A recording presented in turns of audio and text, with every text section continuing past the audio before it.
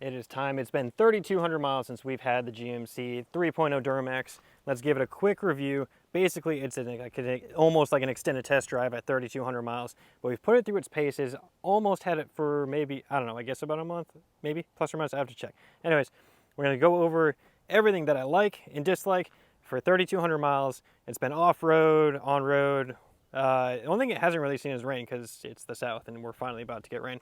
So let's take you through everything that I've actually really liked, things I actually really surprisingly didn't like, and things that they've changed. So give you a whole feel of what it's like so far, and then some of the plans that we have for this truck, just an honest review here. So obviously from the start, 2024 GMC Sierra 1500 Elevation Duramax 3-liter. It has the X31 off-road package, which is not the AT4, but it does give you some of the off-road goodies, like some better tires and better shocks. So let's start from the front, we'll go to the back, then we'll do interior. So the redesign is really sharp. I actually really like it. I don't think I'm gonna get bored of it. I love the new headlights, the dark out, blacked out headlights. It's not super different from the last generation, but it is a lot sharper, I think. Moving to the side, you have your typical Bridgestone tires on 20-inch wheels. If you've seen any of the other past videos, I have a lift kit on order. We're gonna go mild to wild. We're gonna do it in progressive stages. The lift kit I have now, it's on back order, and I'm gonna give it a couple more weeks, and if that doesn't come through, I'm gonna just take it to the next level. Trying to keep it under warranty for the first step, just to let the gremlins work out. If there is anything hidden in this truck that hasn't popped its ugly head up yet, but if not, if this lift kit stays on back order for weeks and weeks, I'm gonna make it taller. So anyways, attractive 3-liter Duramax. We got to do the thing because, you know, this is why a lot of y'all are here. Let's do the diesel sound. Sounds really good. It is it's loud enough to where you know it's a diesel, but it's really refined. It's really quiet on the inside, so you don't ever get tired of it. It's just the appropriate amount of sound, I think. In general, we've got the high clearance running boards here that are metal. Really like those. Those were a solid choice. No bed liner in the back, no rear view, no sliding rear window. So here's the first thing that I really don't like, and it's so random. So if you look here, you've got about half a finger space on this side, and then let's come over to this side. It's not the same, and I noticed it one day, and it's touching the glass. It's so crazy. I kind of think it's gonna break the glass if I hit something. I don't know. It's not straight, which is kind of, it's crooked. So such a random, I don't know. Anyways, we did the badges black in another video, just 2 videos ago, 1 video ago.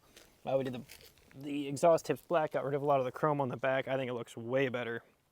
So that's the quick exterior. I don't really have any exterior dislikes, other than I would have liked having the rear sliding window, and that it's too low to the ground. But both of those things could have been resolved with an AT4 package if you wanted to go that way.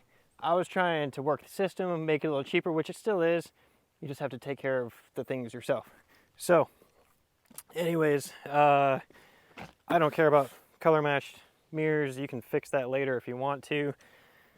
Blacked out grille, we'll take care of this front emblem. We already did have a comment already on how to plastic dip this without messing with the engine behind it. So that's gonna be a separate video, or maybe even just a short, because I don't think it's that complicated. These fog lights do nothing. They're so lame. I don't know, like they're sharp looking and they look good when they're on, but they don't do anything for brightness. So whether we go aftermarket bumper with like some rigid or Baja design lights, or you can add some light. This space is huge, and you can add some aftermarket light bars behind the grille. Might go that route because this seems a lot bigger than previous generations. So you could do something unique or stick them, you know, we got room for lights. Anyways, fog lights do absolutely nothing. Don't count on them to save your life. They just look kind of nice. So let's go to the interior. So actually, before we do that, this button is a dislike for me. It's really loose. The past generation, it was kind of tucked in smooth. It was on all 4 doors. Now it's just on the driver and passenger front doors, and it's a little cheapy feeling. Anyways, redesign. This had cloth seats inside of it. We put leather inside. Really good decision. added on just a couple $100 to the dealer's price. If you're going to put leather in it, just do it a part of when you buy the vehicle. It's so much cheaper to do it. If they tell you $2,000 is full of it, they can get it done for a couple $100. Most of the door is the same. This padding has been updated a little bit. Feels a little bit more modern. It's got some sharper edges to it. Truck's a little dirty because we do use it. We take it off-road. So 3,200 miles on the dash. I'm not going to turn it on because I'm recording with my phone, and that's just going to mess it all up. So we're not going to do that, but I'm going to take you through all the thoughts. So infotainment's awesome.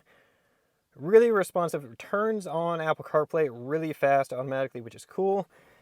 I actually really like, so I don't use the wireless charging because for some reason my phone is really slow, but this opening here for a cord is awesome because you can shut this, you can pull it in and out, and then your phone rests right here, and it's great.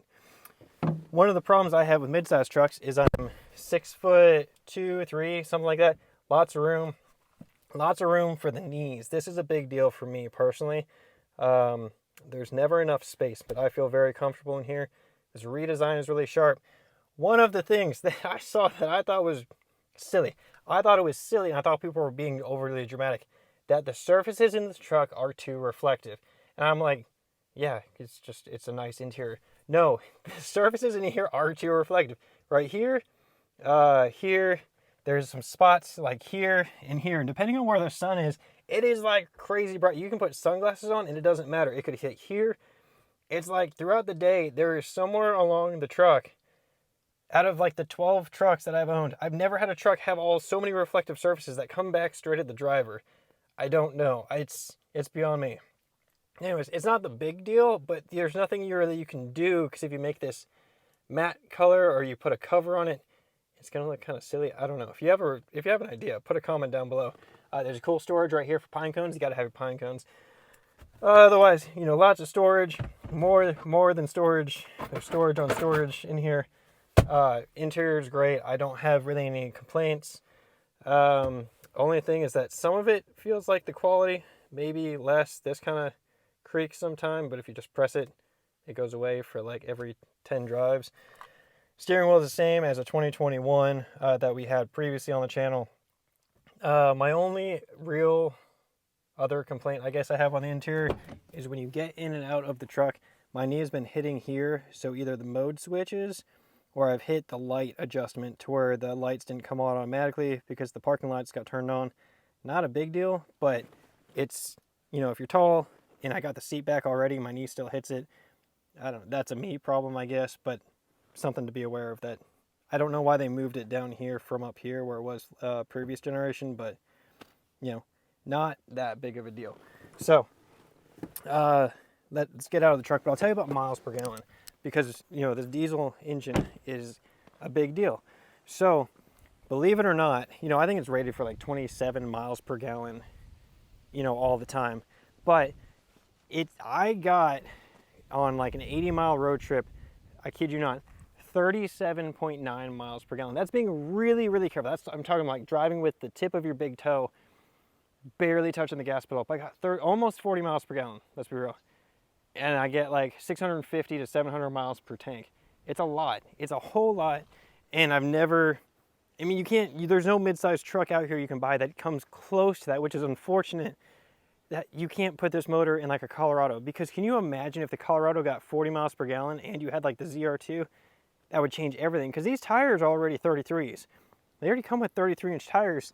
So if you give, I don't know. It's crazy. It's a lot of miles per gallon. So that's awesome. I cannot explain to the fact that you can drive from like South Texas to Denver on a tank and a half of gas. It's 1,000 miles door to door. That's unbelievable that you can do that. It's super cool. And it's with just a 24-gallon tank on top of that. So really neat. Oh, let's see what else. So things we're going to do, we've already tinted the truck. We put leather on it. We added the steps. We've made the badges in the back black. We got rid of some of the chrome action that's back here, because who needs chrome? It doesn't get you home. We're going to bring it up, bring it taller, bigger tires. It's a personal preference. I like to go camping in the backcountry, things like that, but also for work. The issue with the elevation's super attractive, but you know, when you're going off-road, this is really low to the ground. It looks really good as a truck, as a whole, from the start. But my last elevation, I put a big old dent in the front bumper, and they wanted so much to fix a small dent. It just wasn't even worth it for me to fix it. So the solution, you know, is lifting it, bigger tires. You don't have to, you know, you can still fit 34-inch tires on like a 12 wide with a basic leveling kit. And as long as your offset is positive, you don't rub, you don't have to cut, you don't have to do anything like that. I mean, overall, this truck is awesome. I'm really excited about it. I haven't had any issues yet. I know a lot of people have issues, and those people that did have issues, it really stems from one specific place, and that is with the emission systems and the diesel exhaust fluid. And speaking of diesel exhaust fluid, I've done my 3,200 miles, and it's still half full. I've never added DEF to this tank yet. I probably will, just to be safe, just to keep it away from having that warning light issue or anything related to that. But I really think the key to this truck is that if you drive it and you don't just do like, I go to the grocery store 2 miles away and I come home, I go to the grocery store 2 miles away and I come home, I think that's where you don't get regens and things start to clog up and have issues. For me, I've been driving relatively far, you know, at least 20 miles each time I'm really getting in the car and going anywhere, with the exception of going to a local corner store or something like that. So I think as long as you're driving it every so often on the highway, getting it up to speed 50, 60, 70 miles an hour, and running it for a decent amount of time, it's able to regen on its own, and you don't even have that issue and you don't even know when it's doing it. So I think that's really the main thing that keeps this engine running proper.